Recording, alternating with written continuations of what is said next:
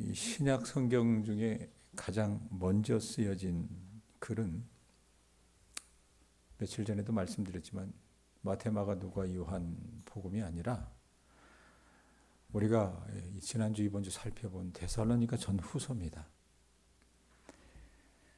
데살로니가서가 쓰여졌던 그 연대는 예수님 이 땅에 오신 나서 그러니까 주후 한 50년경에 기록이 됐는데, 그러니까 예수님이 33세 십자가에 달려 돌아가시고 승천하셨다고 하면 그냥 어림잡아도 한 주후 30년이다라고 생각을 하면, 주님이 그렇게 하늘로 가신 지 한 20년 정도 시간밖에 지나지 않았기 때문에 그 당시 그리스도인들은 여러분 사는 게 퍽퍽하니까 자기들 마음에 어떤 마음이 있었냐면, 내가 살아있을 때 우리 예수님 오실 거야 라고 하는 생각을 했었습니다.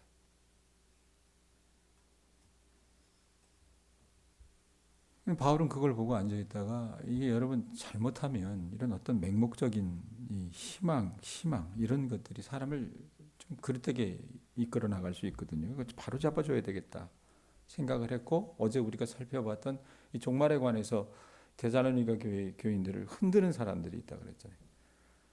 세상의 덧없음을 그들이 알기 때문에 예수님이 오셨으면 이랬는데, 와서 이제 또 이 말 저 말 하니까 이 사람들이 어떻게 해요? 현혹되기 쉬운 거예요. 그걸 이용하는 사람들이 있었기 때문에. 그래서 데살로니가 교회가 그런 상황 가운데 놓였기 때문에 바울이 그걸 바로 잡아주기 위해서 기록한 것이 데살로니가 후서 말씀인데, 이 종말에 관해서 그렇게 얘기하고 나서 이제 13절 보세요. 13절 보면 앞부분에 보면, 주께서 사랑하시는 형제들아 우리가 너희에 관하여 마땅히 하나님께 감사한다라고 합니다. 마땅히 하나님께 감사할 것은, 바울이 데살로니가 교회 신자들을 향해서 감사하는 게 있대요.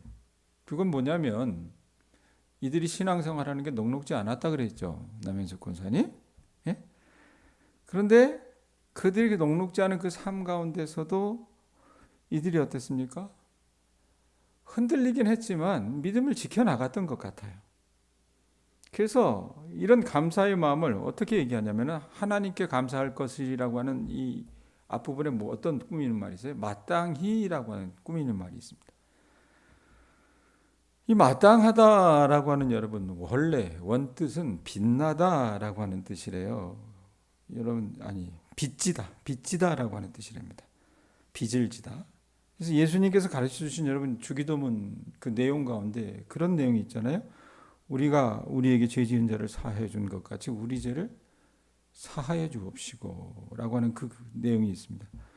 그런데 그 내용을 여러분 쉽게 번역하면 어떻게 되냐면, 우리가 우리에게 빚진 자를 탕감하여 준 것 같이 우리의 빚도 탕감하여 주시옵고 라고 하는 뜻으로 바꿀 수 있다라고 얘기해요.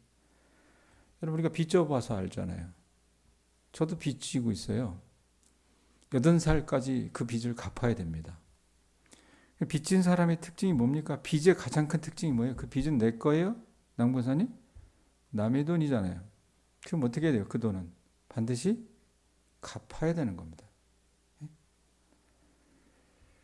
바울이 이 데살로니가 교회 교인들을 향해서 권면도 하고 그들을 지켜보면서 다 생각했던 게 뭐냐면, 저들이 저런 힘든 상황 속에서도 믿음을 갖게 된 이유가 뭘까? 그건 자기 공로가 아니라는 거예요.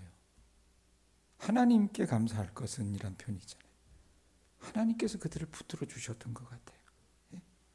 그럼 그렇게 감사하는 이유가 뭐냐? 13절 뒷부분 보세요. 뭐라고 얘기합니까? 하나님께 감사할 것은 이러면서 뭐라고 해요? 하나님이 처음부터 너희를 택하사 성령의 거룩하게 하심과 진리를 믿음으로 구원을 받게 하심이니. 자, 본래 이방인이었던 데살로니가 교회 신자들은요, 그들이 신앙을 갖게 된 것은 여러분, 그들이 똑똑해서 그들 주변에 아는 사람들이 많아서 그런 게 된 것이 아니라, 이 말씀에 의하면 어떻습니까? 하나님께서 그들을 처음부터 선택해 주셨다는 겁니다.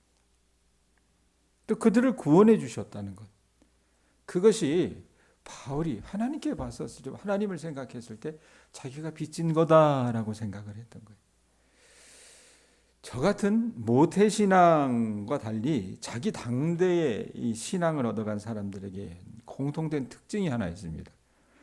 그건 뭐냐면, 그분들이 자신들이 교회에 처음 발걸음을 향하게 된 날 하나님의 인도하심이 있었겠죠. 하나님의 역사하심이 있었겠죠. 그거 여러분 그 사람들 다 기억을 해요. 그런데 그것보다도 여러분 어떤 일이 있었습니까? 말씀에 있는 것처럼 우리 하나님께서는 그보다 훨씬 전부터 하나님이 우리를 향한 계획이 있으셨던 거예요. 그래서 내 당대의 믿음을 허락하셨던 겁니다. 그래서 여러 사람을 통해서 교회 다닐 것을 권하기도 하고 또 여러 환경을 통해서 좋지 못한 환경, 고난 속에서 우리가 하나님을 찾게 만들고 그래서 하나님께서 그 당대의 믿음을 가진 분들을 부르셨다는 겁니다. 그래서 우리가 믿음을 갖게 되는 건데 바울은 여러분 몇 주 안 되는 기간 동안 이 데살로니가 교회 교인들을 개척을 하고 그들에게 복음을 전했다 그랬잖아요. 그렇게 보면 인간적으로 보면 여러분 외견상으로는 그건 다 바울의 공로로 취할 수 있는 겁니다. 내가 그렇게 해서 이 교회가 개척이 됐고 그들이 지금 녹록지 않은 상황들 속에서도 믿음을 잘 지키고 있어. 이렇게 말할 수 있을 텐데 그게 아니라고 얘기를 해요. 뭐라고 얘기합니까? 그들이 믿음을 갖게 된 것은 하나님께서 어떻게 하셨다 그래요? 처음부터 그들을 택하셨다 그래요. 예? 수많은 하나님의 인도하심과 역사하심으로 하나님께서 계획을 가시고 그들을 선택하셨기 때문에 바울이 처음부터 택하셨다라고 그렇게 말하고 그것을 놓고 어떻게 해요? 마땅히 감사하다라고 고백하고 있는 거라고 말입니다. 자, 그러면서 14절 보세요. 자기는 그럼 어떻게 사용됐는가? 이를 위하여 우리의 복음으로 너희를 부르사 우리 주 예수 그리스도의 영광을 얻게 하려 하심이니라. 이를 위하여라고 하는 말은 새번역 성경이라고 하는 또 다른 한역 번역본에 보면 이렇게 되기 위하여로 번역을 하고 있습니다. 무슨 말이냐면 데살로니가 교회가 주 예수 그리스도의 영광, 즉 십자가를 통한 구원의 복음을 누릴 수 있게 된 것은 바울이 전한 그 복음, 그 복음을 통해서였잖아요. 하나님께서 여러분 한 영혼을 구원해 내실 때에 거의 대부분 어떻게 하십니까? 사람을 통해서 일하시잖아요. 안 그래요? 남현숙 권사님이 신앙을 갖게 된 계기, 사람을 통해서 하나님께서 접근하셨을 거라 그 말입니다. 저나 여러분에게 바울과 같은 사람들이 분명히 있을 거예요. 작은 바울과 같은 사람들이. 그들이 있었기 때문에 우리가 그들을 통해서 복음을 접하게 되고 하나님의 자녀가 된 거예요. 그리고 그 뒤에는 처음부터 하나님이 그 계획을 갖고 계셨던 거고요.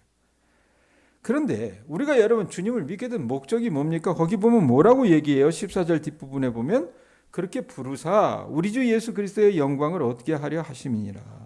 예? 우리가 여러분 하나님의 자녀가 돼서 하나님께 영광 돌리는 삶을 살아가야 되는 거예요. 우리가 구원받았다고 하는 그 자체도 주님이 살아계시다고 하는 그 영광을 돌려야 할 제목이 되기도 하고 그리고 구원의 여러분 그 시작점에서 시작해서 우리가 하나님의 말씀대로 살아가는 것 그 자체도 누구를 위해서 살아가는 거예요? 내 주님을 위해서 살아가는 거예요. 우리 주님의 영광이 더럽혀지지 않기 위해서 영광을 드높이기 위해서 살아가는 거라 그 말입니다. 왜 그러냐면 그건 모두가 다 누구의 희생으로 가능했기 때문이에요? 우리 예수님의 희생으로 가능했기 때문이라고 말입니다. 자, 그렇기 때문에 바울은 데살로니가 교회 교인들에게 권면을 해요. 15절에 뭐라고 얘기합니까? 자, 너희들이 어떻게 예수 믿었는지 알지? 예수 믿었으면 어떻게 살아야 될지 알지? 그러면서 권면을 해요. 15절 보세요. 뭐라고 얘기합니까? 이게 요절이에요. 같이 읽습니다. 시작. 그러므로 형제들아 어떻게 하래요? 굳건하게 서서 말로나 우리의 편지로 가르침을 받은 전통을 지키라라고. 먼저 굳건히 서라고 말합니다. 이 서다라고 하는 이 말이 성경에 보면요 여기저기 많이 나와요. 많이 나오는데 그 원래 뜻은 뭐냐면 이 군사 용어인데요.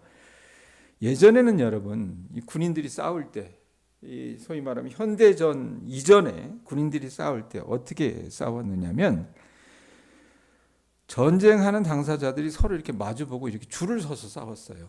예? 제가 있으면 내가 남현숙 권사님하고 싸운다고 쳐요. 그럼 권사님을 따르는 수많은 사람들이 있을 거 아니에요. 한 세 줄, 네 줄로 섰다 그래요. 그럼 저도 마주보고 세 줄, 네 줄로 서서 싸우는 거예요. 예? 그리고 줄을 지어가지고 서로 뭐 총을 겨누어서 쏘기도 하겠죠. 그러다 보면 다치는 사람이 있고 죽는 사람들이 있을 거 아닙니까? 그러면 첫째 줄이 무너지면 다음 줄이 나와서 또 어떻게 해요? 대신해서 총을 겨누고 싸우는 거라 그 말입니다. 그것이 군사적인 어떤 책략인 병법 중에 하나였는데 그 당시에는 군인들이 한 줄로 서서 전쟁을 치르는 것을 최고의 전술로 여겼어요. 이게 여러분 2000년 전에 로마 시대에도 마찬가지였다 그 말입니다. 그러면 생각을 해보세요. 전쟁에서 그렇게 싸우는 줄지어 싸우는 여러분 군사 입장에서 보면 어떻게 해요? 자기가 서 있는 줄이 만약에 무너지게 된다. 뭐 창을 맞거나 칼을 맞거나 총을 맞거나 그래서 무너지게 되는 건 뭐예요? 곧 내 뒤에 있는 나의 전우들 있잖아요. 예? 가족들 있잖아요. 그들의 생명이 위협받게 되는 그런 뜻이에요. 그래서 자기가 무너지면 안 되니까 어떻게 해야 합니까? 그 자리를 지켜서는 것은 자기의 생명을 지키는 것은 물론 누구 생명도 지키는 거예요? 내 뒤에 있는 전우도 지키고 나의 가족의 생명도 지키는 그런 뜻이었다고 말입니다. 그러니까 사도 바울이 그런 군사적인 뜻 용어를 갖고 있는 그 서다라고 하는 말을 사용하면서 얘기하는 거예요. 그 모습을 그려보라고 얘기하면서 데살로니가 교회 사람들이 그런 결의를 가지고 신앙생활하기를 소망을 했던 겁니다. 세속적인 가치관이 판을 치는 그곳, 유대신앙을 갖고 있었던 사람들이 있다고 하면 여러분 가제는 개편이라고 조금이라도 편들어주면 좋을 텐데 오히려 더 크게 박해하는 그곳, 최고의 그리스 문명이 횡행했던 그곳에서 이들이 여러분 어떻게 해요? 그 신실한 믿음을 저버리지 않고 살아가는 것은 여러분 낙인 찍히는 삶이에요. 정말로 불이익을 많이 당하는 삶이라고 말입니다.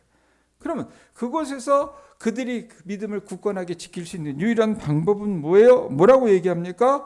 15절 다시 보세요. 굳건하게 서서 이래놓고 뭐라고 얘기해요? 말로나 우리의 편지로 가르침을 받은 그 전통을 지키라라고 얘기해요. 네?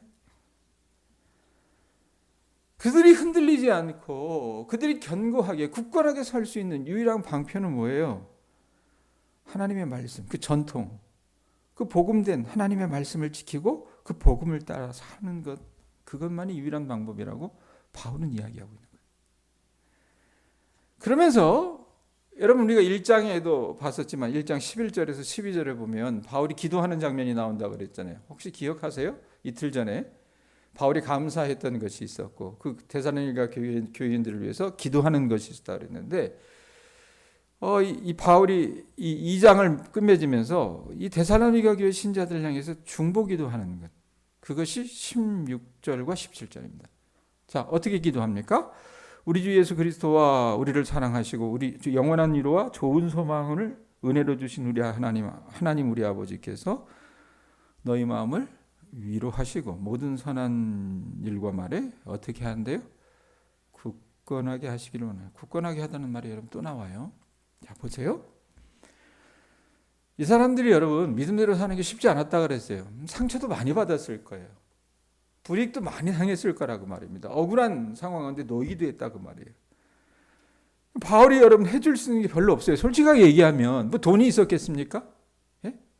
자기가 여러분 어떤 권력이 있었겠습니까? 뭐 어떻게 보면 요즘 시대에 그 믿음을 가진 사람들의 어떤 형편과 비슷해요.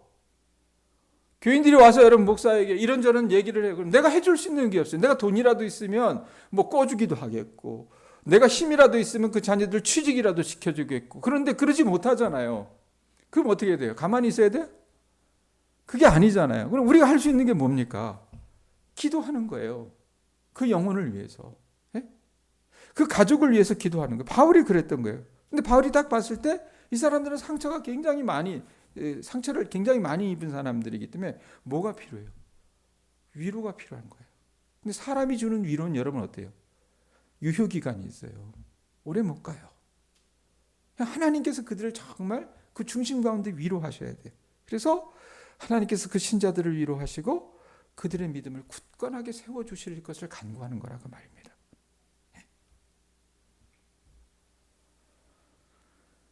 여러분 결국은 하나님께서 우리를 위로하시고 굳건히 세워주셔야 우리도 견디고 버틸 수 있는 거예요. 근데 우리가 그거를 신뢰하질 않아요. 그러니까 어제도 박업순 씨인가? 그럼 손자가 찾아왔어요? 손자 부부가? 외손자가? 왜 왔어요? 내가 그랬어요. 왜 왔어요? 나 그 집에 딱 밥 한 번 얻어먹은 적이 있어. 근데 그 손자가 밥을 사주라 그랬던 모양이야. 근데 좀 비싼 거 사주라 그랬는 모양인데 10,000원짜리 사줬다고 뭐라 그러더라고. 근데 이 얘기를 쭉 하는데 이 형제가 이제 자기 뜻대로 막 살다가 하나님께서 이제 형제를 치셔가지고 이제 본인이 회심하고 돌아왔어요. 그래서 늦지막에 자매를 만나서 결혼하고 이제 결혼한 지 한 3-4개월 됐는데 또 새 생명도 주셨어요. 얼마나 감사할 일이 많아요. 하는데 자기네들이 뭔가 좀 할 수 있다고 생각한 모양이에요. 여름에 여기 왔던 예수전도단처럼. 그래서 뭐 우리가 여기 와서 좀 도울 수 있는 일이 있으면 어떻겠냐라는 얘기를 하길래 아예 좋죠. 뭐 이런저런 얘기하다 제가 근데 나중에 이제 한마디 했어요. 보내면서 뼈 있는 얘기를 했어요. 뭐냐면 지금 신앙이 첫 시발점이니까 모든 게 좋을 겁니다. 근데 그리고 큰 교회 다니니까 모든 게 다 좋아 보일 겁니다. 그런데 신앙은 롱텀에서 봐야 돼요. 긴 안목에서 봐야 되는데 그 믿음이 항상 그렇게 햇빛만 비추고 쨍쨍한 게 아니에요. 때로는 비올 때도 있고 어려울 때도 있는데 그럴 때일수록 형제가 이 말씀을 굳게 붙잡으셨으면 좋겠어요. 믿는 자매하고 만났던 게 보이니까 그 자매와 그것을 같이 나눌 수 있었으면 좋겠어요. 기도해 주면서 보내세요. 근데 여러분 내가 권면한다고 그 사람이 듣겠어요? 이 깡촌에서 목회하는 목사 얘기를 듣겠냐 그 말입니다. 그런데 제가 해줄 수 있는 여러분 그 권면과 축복은 그거에 기도하는 겁니다. 왜? 내 힘으로는 그들을 설득하고 그들을 여러분 격려하고 위로할 수 없지만 하나님은 우리를 위로하시고 격려하실 수 있습니다. 우리 믿음을 굳게 하신다는 겁니다. 그거 아셨으면 좋겠어요. 우리가 그 믿음을 가질 때 어떻게 해요? 우리 삶에서 그 역사가 일어나고 우리의 자녀들의 삶에서도 그 역사가 일어난다고 말이에요. 그거 없으니까 어떻게 해요? 약발이 안 맥히는 거예요. 아셨죠? 자, 그래놓고 어떻게 해요? 바울이 내가 이렇게 너희들을 위해서 기도한 것처럼 이들 동역자로 얘기했어요. 그래서 자기들을 위해서 기도해달라고 얘기하는 게 3장으로 넘어갑니다. 3장 1절 2절 보세요. 뭐라고 얘기합니까? 먼저 1절 보면 끝으로 형제들아 너희는 우리를 위하여 뭐 해달라고 그래? 기도하기를. 주의 말씀이 너희 가운데서와 같이 퍼져나가 영광스럽게 되고. 자, 바울이 여러분 지금 데살로니가에 있는 게 아니잖아요. 떠나와 있다 그랬어요. 고린도에 있다 그랬습니다. 여기서도 여러분 복음 전하는데 쉽지 않았어요. 그렇기 때문에 이곳에서도 말씀을 전할 때 어떻게 해요? 짧게 있었던 그 데살로니가에 있었을 때 하나님이 함께 하셔서 하나님의 말씀이 널리 퍼져나갔던 것처럼 그리고 그것을 통해서 하나님이 영광 받으셨던 것처럼 그렇게 할 수 있게 해주기를 기도를 부탁했던 거예요. 그건 여러분 사람의 능력 가지고 되는 게 아니잖아요. 생각을 해보세요. 베드로는요, 그가 예수님 승천하시고 나서 성령 받아가지고 한 번 설교할 때 3,000명이 회심하고 돌아왔어요. 그런 놀라운 일도 있지만 스데반은 여러분 어떻습니까? 베드로만큼의 영성이 없었습니까? 인격이 없었어요. 오히려 베드로보다 더 훌륭했어요. 그런데 어때요? 스데반은 그 회중 앞에 얘기했을 때 어떤 일을 벌였습니까? 돌멩이 3,000개 날라와서 맞아 죽었어요. 안 그래요? 하나님이 하셔야 된다는 얘기입니다. 그래서 주님께서 그렇게 해주시기를 기도해달라고 요청하거든요. 2절 보세요. 자, 말씀이 널리 퍼져나가서 그것이 하나님을 영광스럽게 해주시기를 1절에 기도하고 나서 또 어떻게 기도해달라 그래? 또한 우리를 부당하고 악한 사람들에게서 건지시옵소서 하라. 믿음은 모든 사람의 것이 아니니라. 그러니까 아마 이곳에서도 바울이 여러분 핍박을 당하고 있었던 것 같아요. 그래서 자신들의 안전을 위해서 기도해 주기를 요청하는 겁니다. 특별히 부당한 현실과 악한 사람들에게서 건져달라고 요청하고 있어요. 여러분 그때나 지금이나 우리가 하나님 말씀대로 선하게 살려고 해도 그 선한 뜻이 제대로 전달되기보다는 여러분 어때요? 오히려 힘을 갖고 있는 사람들이 또 영악한 사람들이 우리의 그런 선의를 부당하게 여러분 악용하는 경우가 많잖아요. 안 그래요? 이런 거 부지기수로 당한다 그 말입니다. 그리고 대부분의 그런 꼼짝 못하는 현실은 이 악한 사람들을 통해서 올 때가 많다 그 말입니다. 그걸 여러분 누구보다 잘 알았던 바울이었기 때문에 어떻게 얘기합니까? 이건 우리 힘만으로 할 수 없는 거야. 우리를 위해서 기도해 줘라고 부탁을 하는 거예요. 그러면서 2절 후반부에 뭐라고 얘기해요?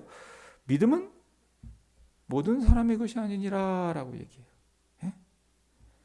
그렇게 주님의 말씀을 진실하게 바울이 전한다고 해도 여러분 어떻게 해요? 말씀을 거부하고 세상을 향해 갔던 사람들이 있어요. 그렇기 때문에 바울이 믿음은 모든 사람의 것이 아니다 라고 얘기를 하는 거예요. 자, 3절 4절 봅니다. 주는 믿부사 너희를 굳건하게 하시고 악한 자에게서 지키시리라. 너희에 대하여는 우리가 명한 것을 너희가 행하고 또 행할 줄을 우리가 주 안에서 확신하노니. 예? 자, 이렇게 중보기도를 요청한 다음에 바울은 주님이 또한 다시 얘기해요. 뭐라고 얘기합니까? 너희를 굳건하게 하시고. 이 표현을 왜 자꾸 할까? 흔들렸다는 얘기예요. 사람이니까 흔들릴 수밖에 없죠. 예? 그리고 그들을 지켜주실 것을 확신하는 가운데 이제 자신의 일행은 데살로니가 교회를 그렇게 격려하며 그 교회를 신뢰한다라고 어떻게 해요? 맞장구 치고 있는 거예요. 자, 이렇게 여러분 믿음은 서로를 위해서 기도하고 서로를 격려하는 게 믿음이에요. 그러니까 요즘 시대 여러분 믿음이라고 하는 게 제가 봤을 때는 참 많이 퇴색이 돼 있어요. 그렇게 보면. 그런 과정을 통해서 어떻게 격려하고 서로를 위해서 기도하고 그러면서 우리 믿음이 어떻게 해요? 성장하고 성숙하는 거거든요. 예? 우리 딸이 그런 얘기를 해요.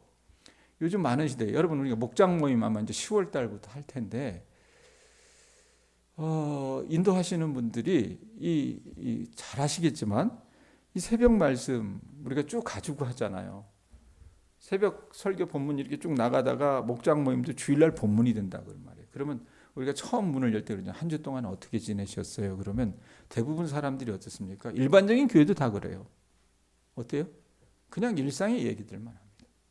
근데 거기에다가 말씀을 좀 이렇게 접붙여 주셨으면 좋겠어요. 우리가 여러분 수박 뭐 이런 거 심을 때도 보면 접붙인 것들이 더 생명력이 있잖아요. 세상의 신변잡기적인 얘기를 하면요 그냥 밍밍해요. 아무 약발이 없다고 말입니다. 그래서 하나님의 말씀을 가지고 우리 교우들이 그렇게 접붙여 주셨으면 좋겠다라는 생각을 해요. 그래야 우리 믿음이 어때요? 성장하고 잘할 수 있는 거예요. 그게 아니기 때문에 동양교회나 한국교회나 여러분 어떻게 헉헉대는 거라고 말입니다. 자, 5절 보세요. 주께서 너희 마음을 인도하여 하나님의 사랑과 그리스도의 인내에 들어가게 하시기를 원하노라. 이 말씀을 새 번역은 이렇게 번역을 해요. 주님께서 여러분의 마음을 인도하셔서 여러분이 이래놓고 하나님의 사랑과 그리스도의 인내에 들어가게 하시기를 원하노라. 이걸 어떻게 풀어나가냐면 하나님께서 사랑하시는 것과 같이 사랑하고 그리스도께서 인내하시는 것과 같이 인내하시기를 바랍니다 라고 얘기해요. 여러분 우리는 하나님께 사랑받는 사람들이면서 또한 하나님을 사랑하는 사람들입니다.